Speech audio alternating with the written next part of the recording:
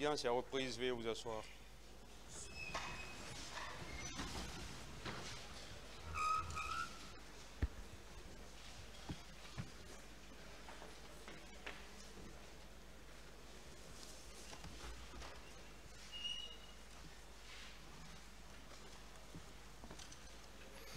Ministère public contre M.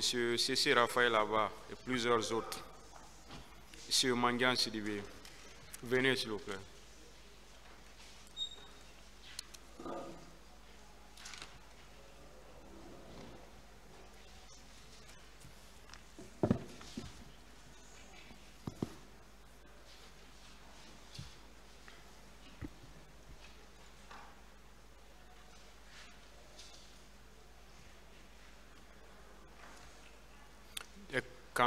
Dès que vous ressentez la fatigue, vous pouvez informer le tribunal. Merci, Monsieur le Président. Partie civile, question.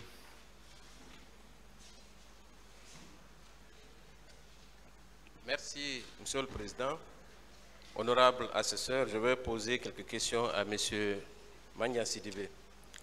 Pour commencer, Monsieur Mangan, vous avez écouté la défense parlant de doute.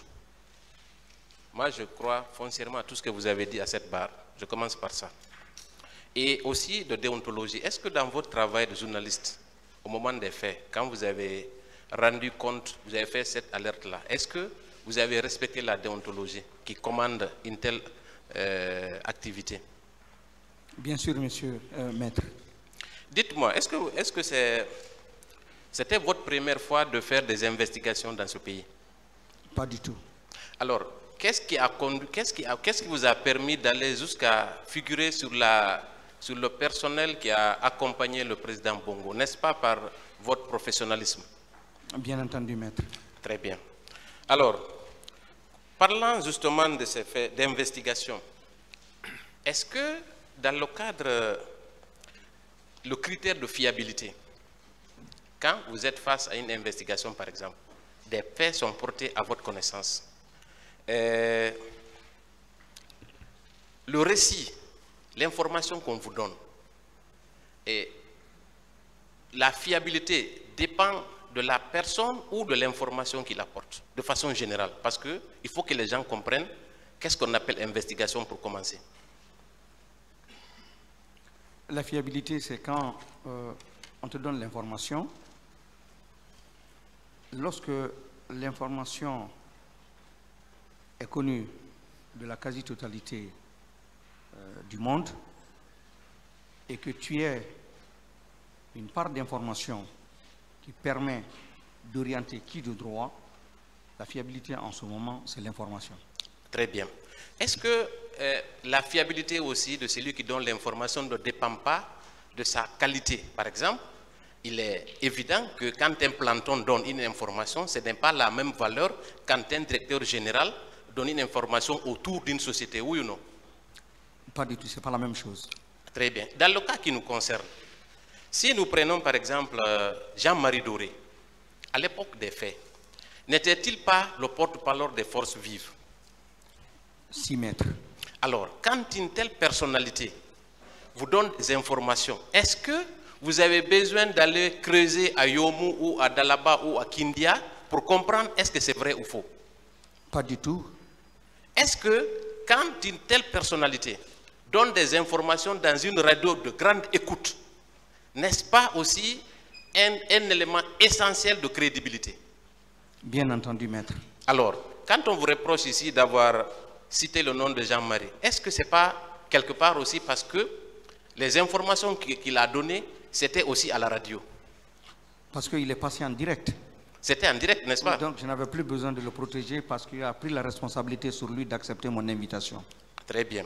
Alors, concernant les informations provenant des militaires, est-ce que c'était des hauts cadres, est-ce que c'était des officiers ou des soldats? Des officiers. Quand une information est donnée par un officier de l'armée, n'est-ce pas plus crédible quand c'est donné par un soldat? Par un officier.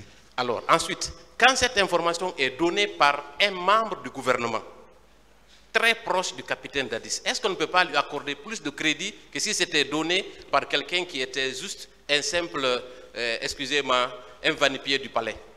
Le crédit, c'est dans le premier cas de figure. Très bien. Dès lors que les personnalités qui vous ont donné ces informations sont crédibles, vous aviez le droit d'estimer que ces informations sont crédibles, oui ou non? Bien sûr. Alors, dans ces conditions, est-ce que, après avoir eu toutes ces informations, vous étiez guidé par l'instinct d'alerter ou dans l'instinct de se faire une publicité au moment où vous donniez ces informations? Je n'avais pratiquement pas besoin de publicité parce que je suis suffisamment connu en Guinée. Donc mon objectif, c'était d'alerter pour que justice soit rendue. Très bien.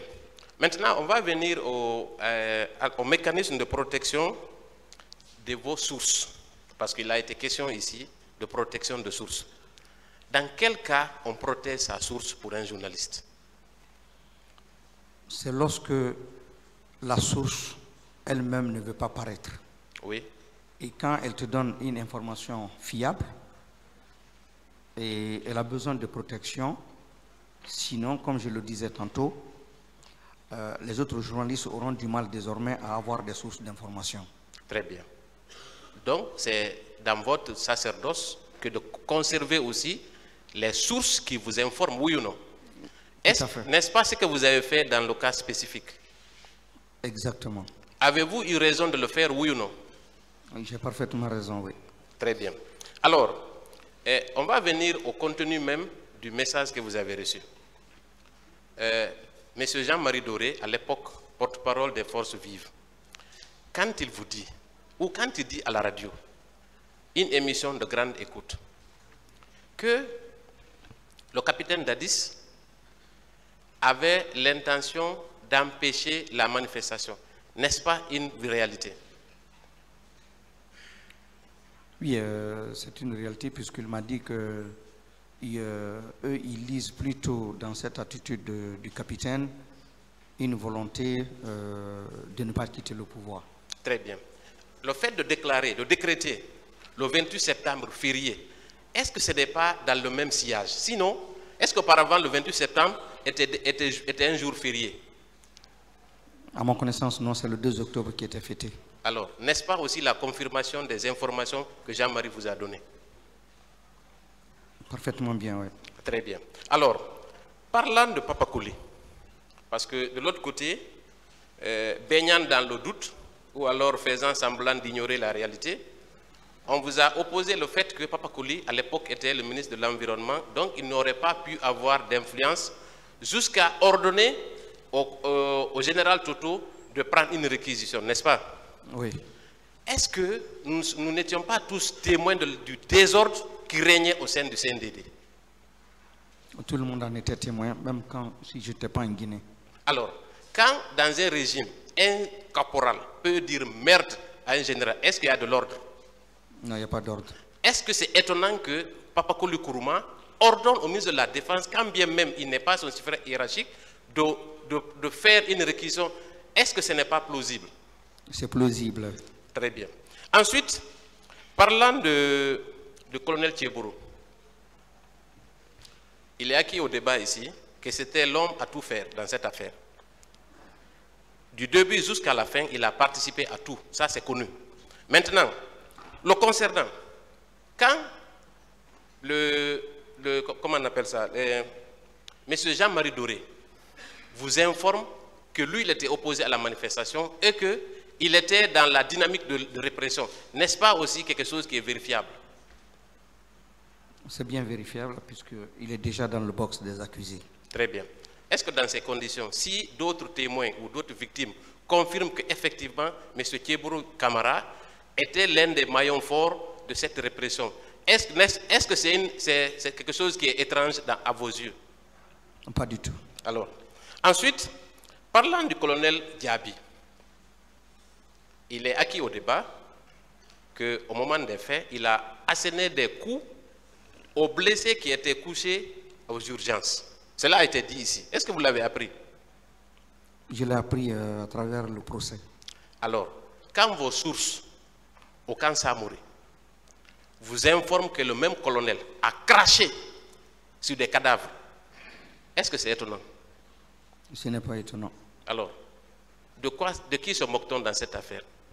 Est-ce que les propos que vous avez rapportés viennent de vous? Ou alors c'est des propos c'est des informations qui ont été portées à votre connaissance? Ce sont des informations qui ont été portées à ma connaissance. Est-ce que le fait de rapporter ces informations aussi à cette barre n'était pas une obligation pour vous? C'était bien sûr une obligation, Très bien. à la fois morale et patriotique. Alors, est-ce que finalement, en âme et conscience, vous êtes devant le peuple de Guinée? Est-ce que vous avez rapporté fidèlement tout ce qu'on vous a dit par rapport à ces faits? On ne peut pas intégralement rapporter les choses qu'on dit à un journaliste. Il prend dedans l'essentiel. Très bien. Mais je n'ai rien inventé par rapport à ce que j'ai dit. Très bien. Vous n'avez rien inventé, vous avez rapporté ce qu'on vous a dit, n'est-ce pas? Exactement. Alors, aviez-vous une quelconque raison d'inventer ces faits? Je n'ai aucune raison de le faire. D'accord. Et depuis que vous avez fait cette vidéo avec Fama Kanté, est-ce qu'une seule fois, vous avez été démenti par une quelconque personne indexée dans ce procès? Je n'en ai pas connaissance. Une plainte a été déposée contre vous pour ces propos? Pas du tout, jusqu'à présent. Alors, est-ce que vous confirmez que toutes ces informations, avec le recul, à l'époque, vous avez fait état d'avoir fait un lanceur d'alerte, vous étiez un lanceur d'alerte. Aujourd'hui, quelques années plus tard, est-ce que vous croyez exactement à tout ce qu'on vous a dit par rapport à cette affaire? Je peux croire puisque ça corrobore déjà avec l'évolution du procès. Maintenant, pour terminer, est-ce que les 2 camions dont vous parlez, est-ce que ceux qui vous ont informé ont confirmé que ces camions-là, que les corps-là ont été enfuis à Faban? Oui, je le confirme. Merci, Monsieur le Président. J'en ai terminé. Merci, Monsieur le Président, honorable assesseur. Monsieur Mandian Sidibé, Maître, on vous remercie pour votre patriotisme. merci. Vous êtes un journaliste écouté et respecté et crédible aux yeux de la population guinéenne. Est-ce que vous confirmez que vos sources sont fiables? Oui. Sauf erreur de ma part, je vous ai entendu dire que les informations que je donnais étaient des nouvelles que je recevais d'autres personnes, que je recoupais, traitais avant de diffuser. Vous le confirmez? Je le confirme, oui. Merci. Alors, les personnes que vous avez citées, à savoir Rémi Lama, comment dirais-je, Cheikh Sidi Adjabati et Edouard Théa, est-ce que l'une des personnes a fait une déclaration dans les médias pour contester ce que vous avez dit? À ma connaissance, non. À votre connaissance, non. Est-ce que vous avez reçu une fois une citation devant le tribunal correctionnel pour diffamation à la requête de l'une de ces personnes? Pas du tout, alors que je ne suis pas anonyme en Guinée. Et vos déclarations ont été faites depuis 2021, si je comprends. Oui, affirmatif. Et jusqu'à présent, aucune plainte? Pas du tout à ma connaissance, oui. Est-ce que cela ne veut pas dire que ce que vous avez dit est vrai, est exact? Qui ne dit rien consent. Merci. Alors, est-ce que vous confirmez que c'est M. Papakoli Kourouma qui aurait déclaré à Feu Zamari Doré, si vous sortez, autrement dit, si vous manifestez, on va vous massacrer. Chose dite et chose faite. Il n'a pas dit ça en off, il l'a dit sur les antennes de Planète FM. C'était en direct. Et ils ont réalisé. Oui ou non? À ce que nous voyons. Ils ont massacré, oui ou non? Oui. Merci. Est-ce que vous confirmez que c'est M. Papakoli Kourouma qui a ordonné au général Feu Mamadouba Toto Kamara de signer la réquisition pour sortir l'armée? Je confirme que c'est ce qu'on m'a dit, oui. C'est ce qu'on vous a dit. Oui. Vous avez parlé de 3 camions militaires qui étaient stationnés à l'infirmerie. Qui étaient stationnés à l'infirmerie. Et ils ont transité par l'infirmerie. Ok. Et 2 autres qui étaient stationnés à l'ancienne résidence de Feu Général Lansana Conté. Affirmatif. Est-ce que vous savez que vous n'êtes pas le seul à faire cette déclaration? Avec la permission du tribunal, je vais vous lire la déclaration de Feu Général Mamadouba Toto Kamara. Il dit: à 14 h, je me suis rendu au camp Samori où j'ai constaté la présence d'un camion militaire avec à son bord 22 corps que nous avons bien comptés. Je suis allé immédiatement au camp Alphaïa pour rendre compte au président de la République, Moussa Dadis Kamara. En réaction, il m'a dit voilà pourquoi il ne voulait pas que ce meeting soit organisé. Ça, c'est à 14 h. Donc, il y avait 22 corps dans un camion.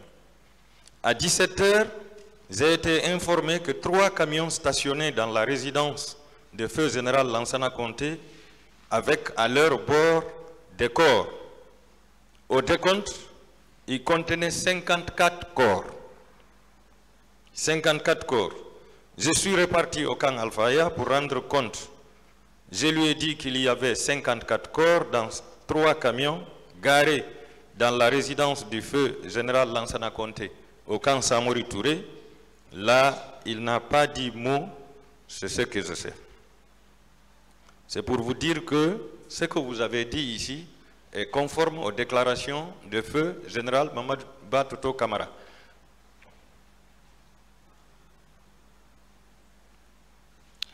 Alors, est-ce que vous confirmez que effectivement les sieurs Rémi Lama, Edouard Théa et Cheikh Sidia Diabati, ce sont eux qui ont géré les corps qui étaient dans les 2 camions privés? Ce qui m'a été rapporté, oui. C'est ce qui vous a été rapporté.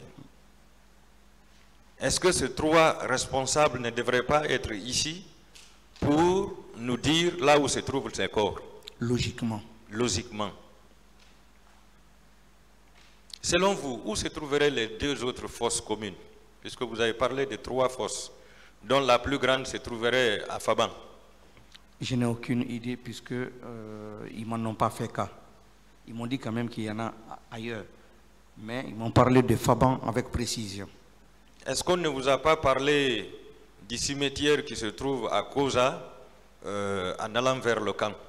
Je ne saurais à côté des rails. Je ne saurais mentir, non. D'accord.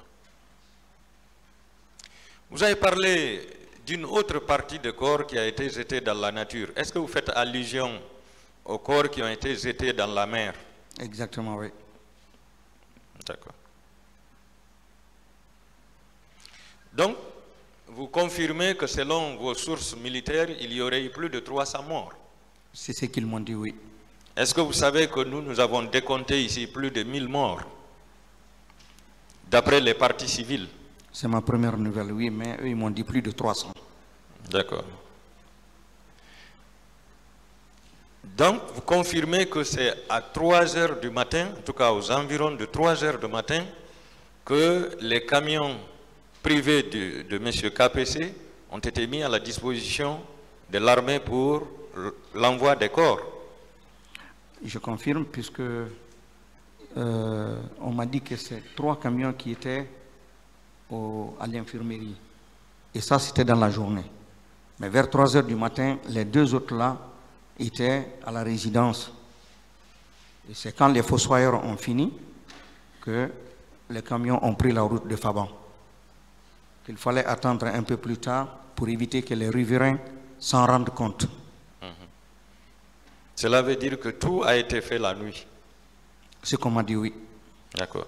Est-ce que vous pouvez nous donner le nom de celui-là qui avait fait la demande à M. KPC pour prêter les camions? Selon ce qui m'a été dit, semble-t-il que c'est le Tibou Kamara qui a contacté Général Sekouba pour lui dire que Dadis lui aurait demandé, parce qu'il est ami à KPC, de lui prêter ses camions. Et je crois que c'est le général Sekouba qui est rentré en contact avec KPC pour lui demander de donner ses camions. Et en ce moment, le général Konaté savait ce qui s'est passé. Oui, puisque c'était dans la nuit du 28 au 29, je suppose. Oui, ben, tout le monde savait déjà ce qui s'est passé quand même. D'accord. Donc c'est en connaissance de cause que les camions ont été réquisitionnés. Je ne saurais le dire, parce que là, il paraît que lui-même, il ne savait pas à quelle fin les camions devaient être utilisés. Je vous remercie, M. Sidibé. Je remercie le tribunal. Merci, Monsieur le Président, honorable assesseur. Monsieur Mandian Sidibé, Maître.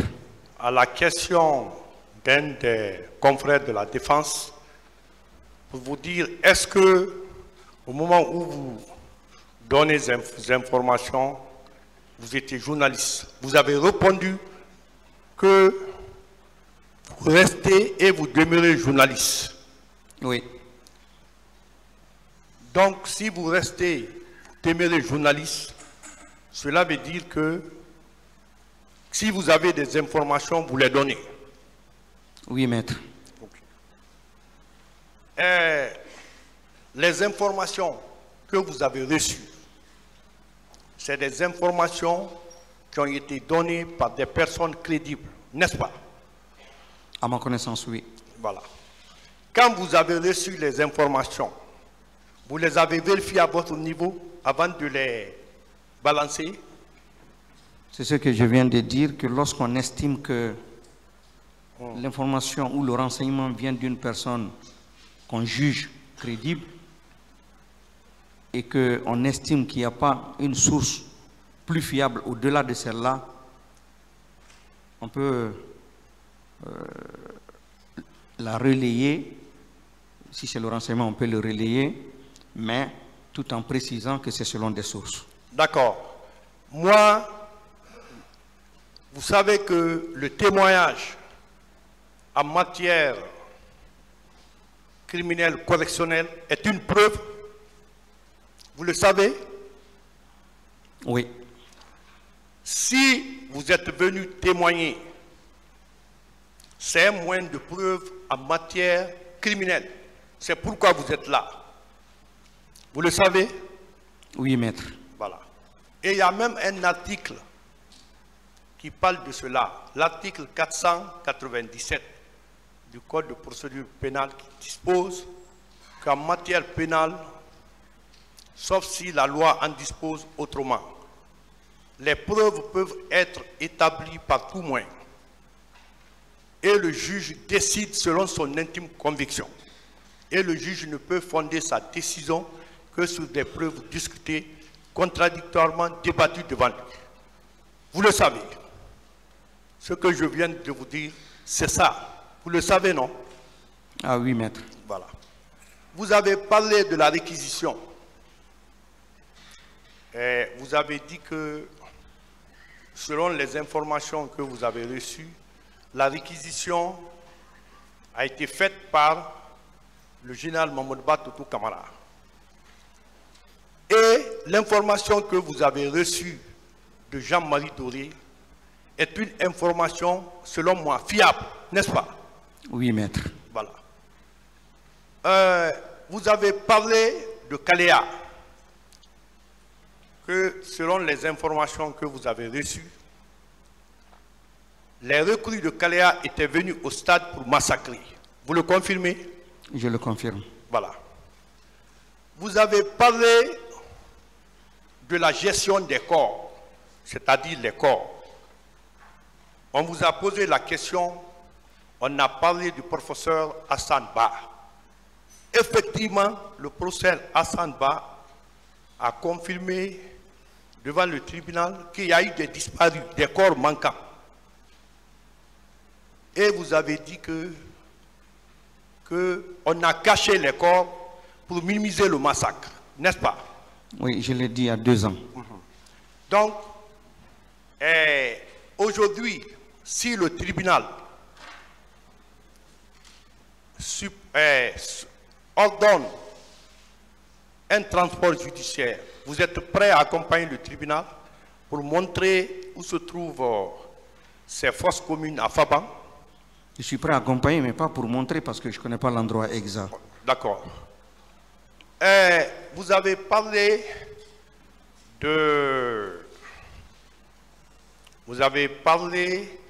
des corps qui ont disparu dans la nature.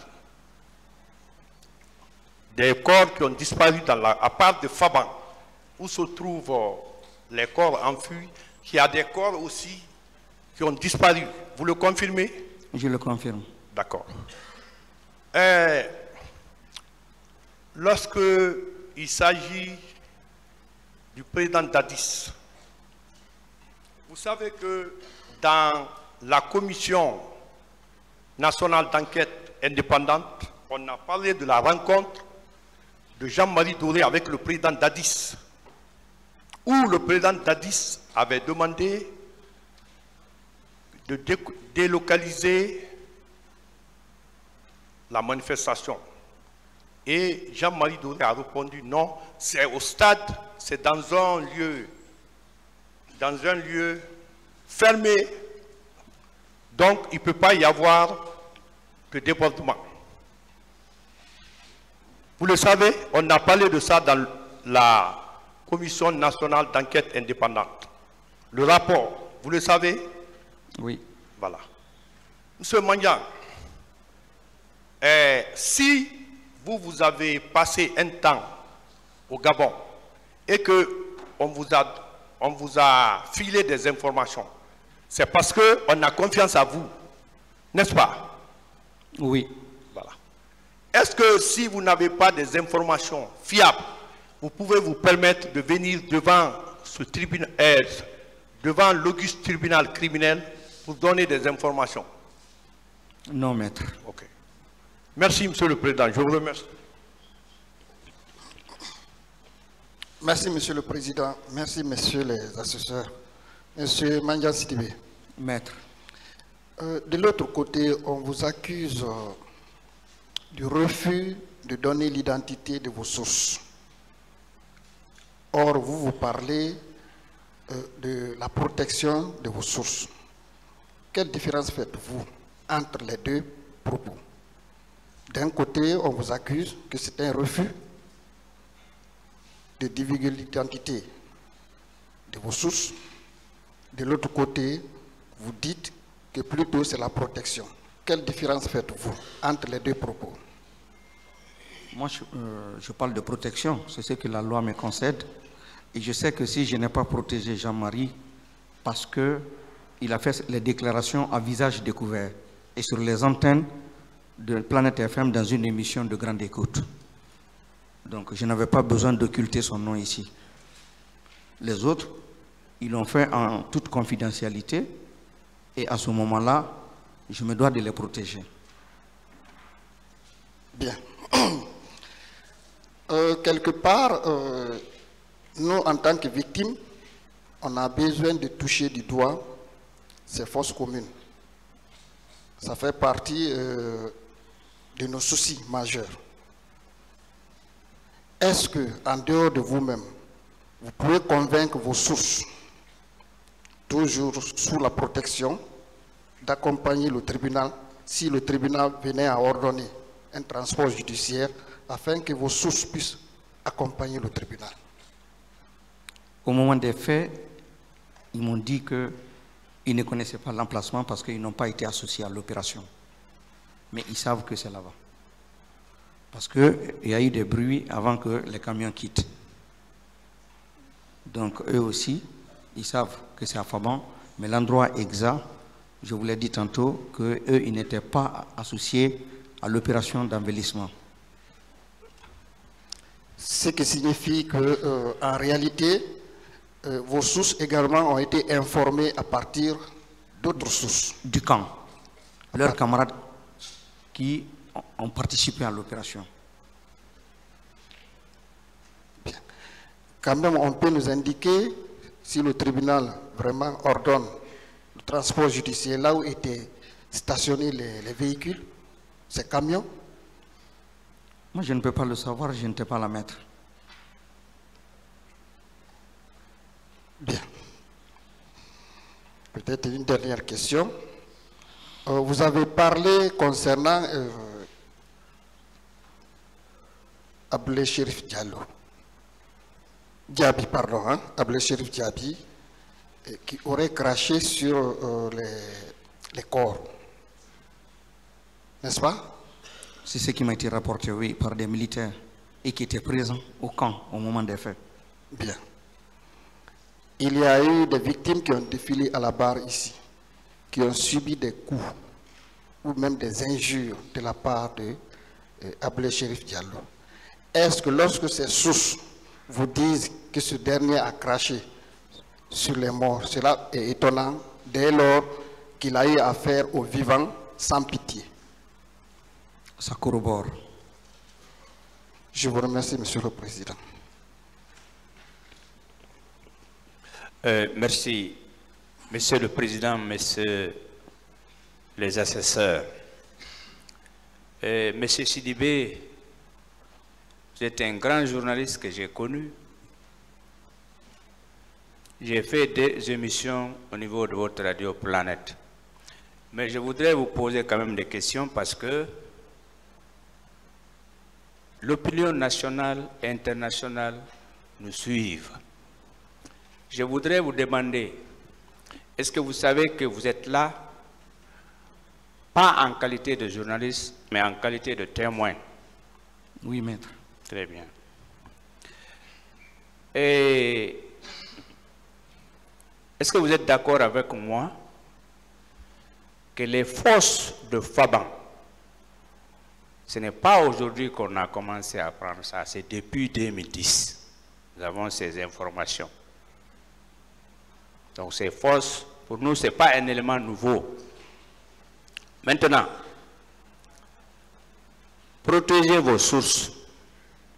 Est-ce que vous pouvez confirmer quand même, parmi ces sources-là, il y a des personnalités de l'armée? Bien sûr. Très bien. Est-ce que vous pouvez nous rapprocher un peu de ces sources en indiquant les camps? C'est-à-dire, est-ce que c'est au camp Alpha Yaya, c'est au camp Samori, c'est au camp Kundara, c'est à telle unité? Est-ce que vous pouvez nous dire, ne serait-ce que cela? Donner ces indices, ce serait révéler leur identité? Non, je ne demande pas de révéler leur nom, mais vous pouvez dire, certains militaires se trouvent au camp Kundara, d'autres à la Kamayenne, d'autres au camp Samori, d'autres au camp Alpha Yaya. Ça peut aider le tribunal et surtout nous les victimes. Ça peut nous aider beaucoup. Les personnes qui m'ont informé, il y en a d'autres, il y a certains qui avaient leur bureau au camp Alpha Yaya au moment des faits et d'autres au camp Samori. Merci beaucoup. Monsieur Sidibé, vous êtes bien informé. Pour vous, ces crimes-là, ce sont des crimes de masse? Tant que témoin. Je n'ai pas bien compris la question, maître. J'ai dit, les crimes qui ont été commis au stade et les jours qui ont suivi, sont-ils des crimes de masse ou des crimes ordinaires? Ce sont des crimes de masse, bien entendu. Très bien. En la matière, ici, étant des crimes contre l'humanité, êtes-vous averti quand, pour ces crimes aussi graves, qu'on recherche tous les hauts responsables civils et militaires, d'abord,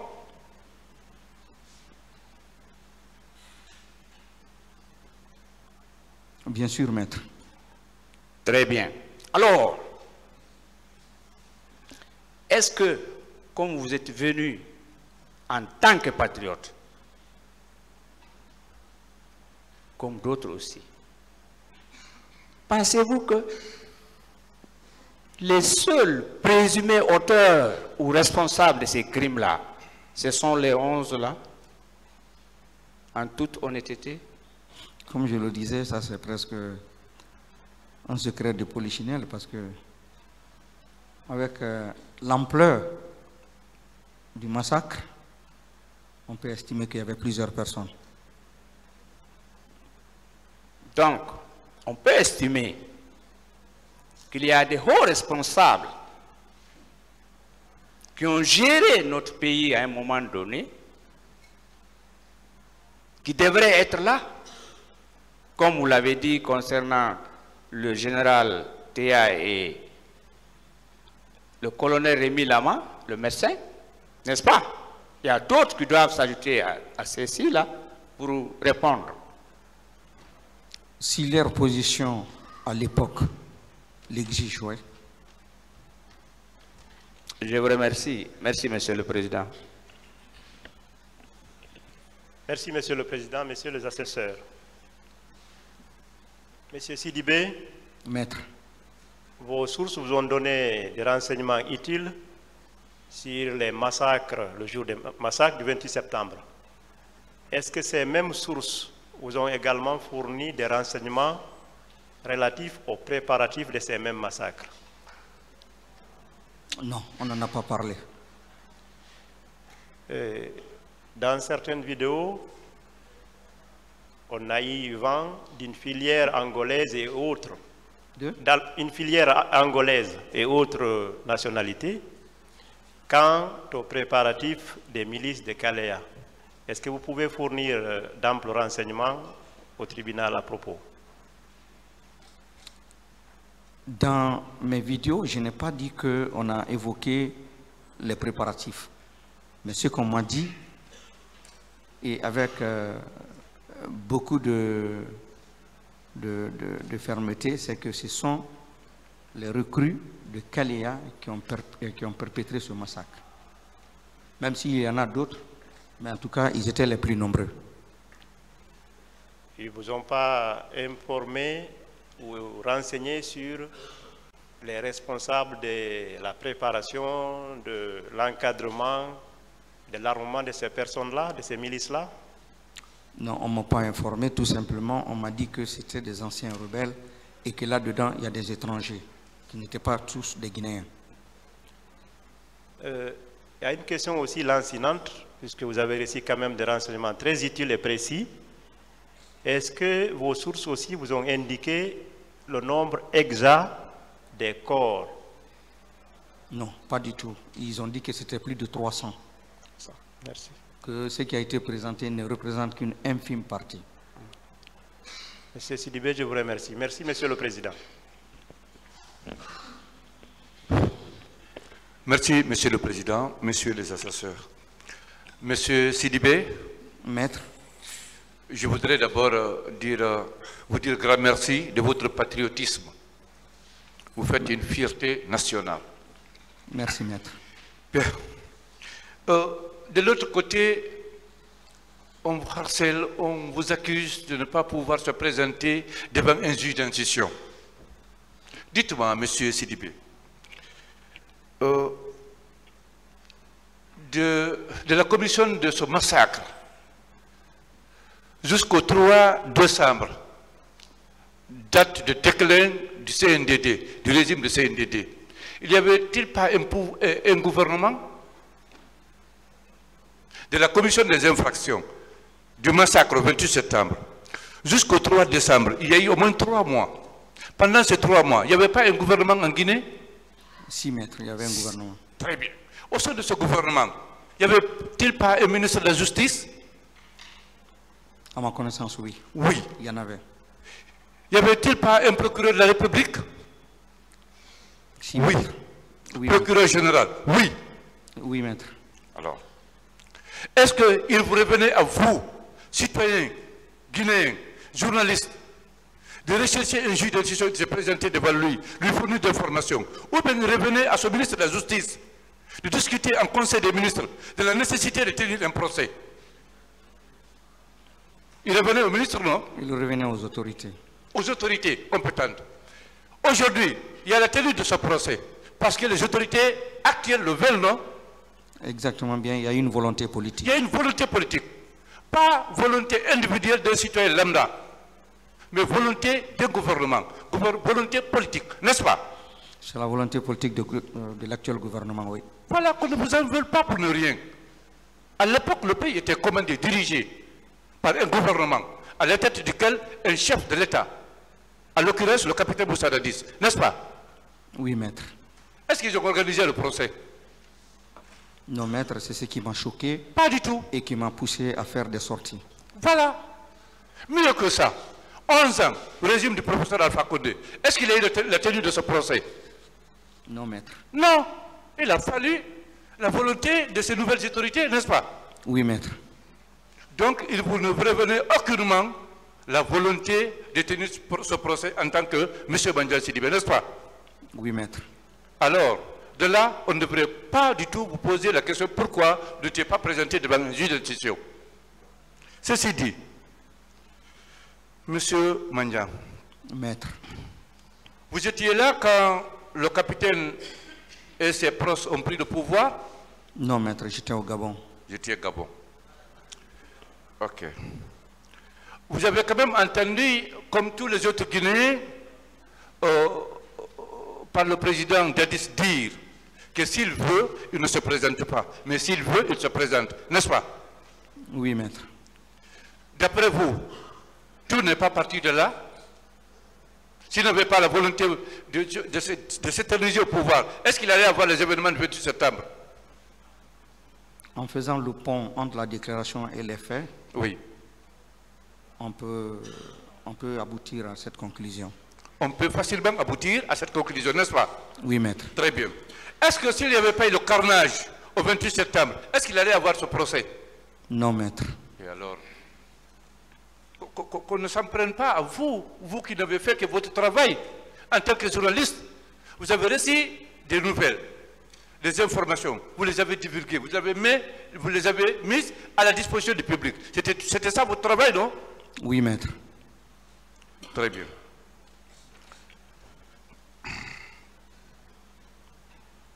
Bien, Monsieur Mandiaye Sidibé, vous savez que la Guinée, les gens le disent, est un pays de rumeurs.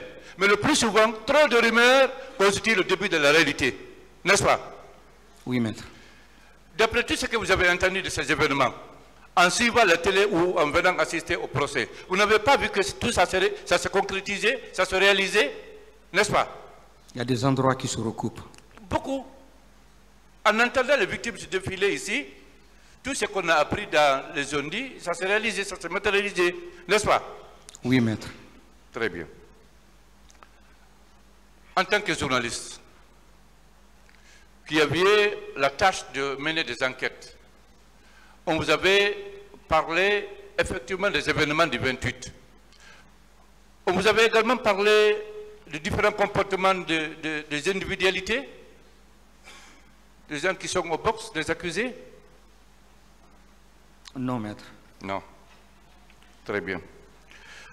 Tout à l'heure, vous avez dit ici que d'après ce que vous avez appris, le commandant Toumba n'a été qu'un protecteur, un sauveur. Vous le maintenez? Je le maintiens puisque Sidia me l'a dit, oui. Et là, Cyril Dalin me l'a dit, oui. Et Jean-Marie Doré l'a dit sur les antennes. Oui. Voilà. Alors, ça s'est confirmé par la déclaration de l'ensemble de témoins qui ont défilé ici. Oui. D'accord? Oui. Donc ça veut dire que les rumeurs là deviennent une réalité en Guinée. D'accord? Bien.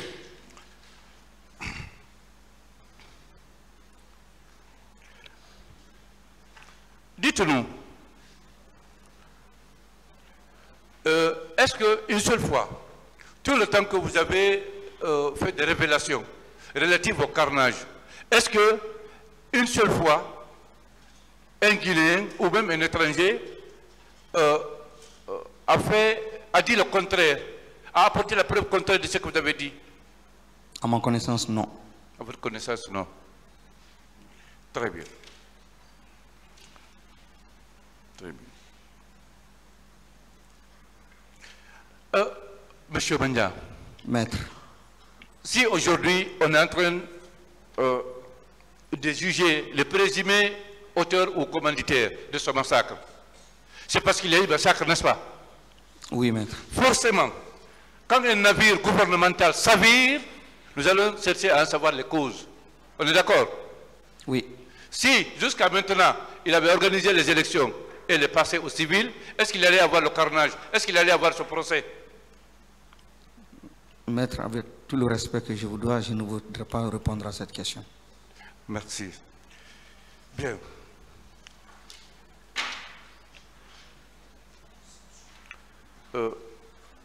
Monsieur Manya. Maître. Comment vous avez ressenti, quand vous avez reçu ces informations relatives au carnage, quelle a été votre réaction? Humainement, je ne pouvais qu'en être choqué. Comme moi, comme tout autre Guinéen patriote, n'est-ce pas? Bien entendu. Et ce qui vous a amené à porter le peu d'informations que vous avez eues au public, à la place du public, n'est-ce pas? Pour aider la justice et les enquêteurs. Pour aider la justice et les enquêteurs. Je vous remercie de votre patriotisme. C'est moi qui vous remercie, maître. Merci, Monsieur le Président.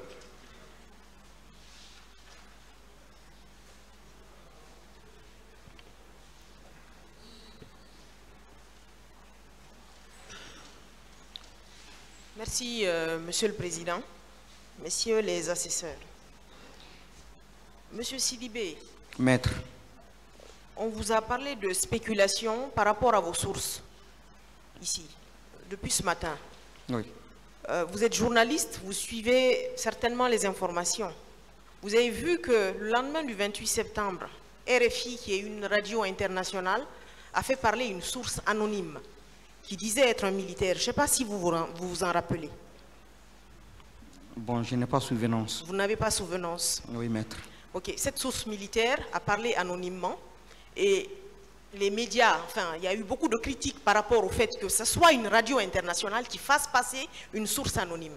Mais elles n'ont jamais divulgué l'identité de la source. Oui. On vous a reproché aussi, enfin, on vous a demandé ici quels étaient vos instruments de travail. À la limite, moi, je vous pose la question qui va peut-être vous faire sourire, Monsieur Sidibé. Est-ce que vous faites passer vos sources à un détecteur de mensonges? Parce que finalement, vous deviez jouer celui qui devait savoir forcément qui disait vrai ou qui disait faux. Non, maître. Non, maître. Vous appuyez sur un contexte déterminé pour donner, bien évidemment, vos informations. Exactement, oui. Et le contexte du 28 septembre, c'est le contexte du massacre, c'est le contexte de la terreur, c'est le contexte de familles, de gens qui sont complètement déshumanisés parce qu'elles ont vécu des choses hallucinantes. Donc, si vous recevez des informations comme ça, qu'est-ce que vous faites? Vous divulguez vos informations. Puisque c'est plausible. D'accord. Monsieur Sidibé, en termes d'intelligence émotionnelle, les personnes qui vous ont rapporté ces informations, quel était leur état d'esprit? Parce que je ne sais pas si c'est au téléphone que vous avez eu ces personnes. Avez-vous senti la peur? Avez-vous senti l'anxiété? Qu'est-ce que vous avez ressenti venant de ces personnes-là? Bon, j'ai senti... il y a certains que j'ai rencontrés physiquement. Hein, ok. Tant à Paris qu'à mon retour en Guinée. Donc j'ai senti en eux une affliction. Vous pouvez vous déplacer pour aller discuter, s'il vous plaît. J'ai senti chez eux une affliction et puis de l'amertume. Et c'est ce qui les poussait parce que eux, ils craignaient pour leur vie et leur poste. Donc ils ont estimé que depuis 1996, j'exerce le journalisme d'investigation, mais jamais, je n'ai jamais divulgué mes sources. Donc ils ont eu le courage de se confier à moi. Ok, c'était un sentiment qui me semble normal de après ces frustration, horreurs. d'affliction. Oui. Oui. Et vous, on vous reproche de n'avoir pas recoupé les informations. Et les personnes qui vous ont donné ces informations ont quand même avait des raisons d'avoir peur. Je ne sais pas si, oui, avait des raisons d'avoir peur et de garder ces informations par devers elle. Exactement, oui. Parce qu'il s'agissait quand même d'un massacre de plus de 157 Guinéens. Oui. Il s'agissait également d'un contexte de dissimulation de preuves, de dissimulation de recel de cadavres. Donc, c'était assez légitime de se calfeutrer dans la peur. Parce que, évidemment, on était dans un contexte de peur. Bien évidemment, maître. Okay. Je vous remercie, Monsieur le Président, Messieurs les assesseurs. Je crois que la partie civile n'a plus de questions.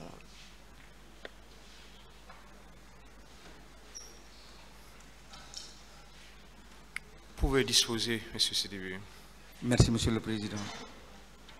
Merci à tout le monde et bonne soirée. Bonne soirée à vous.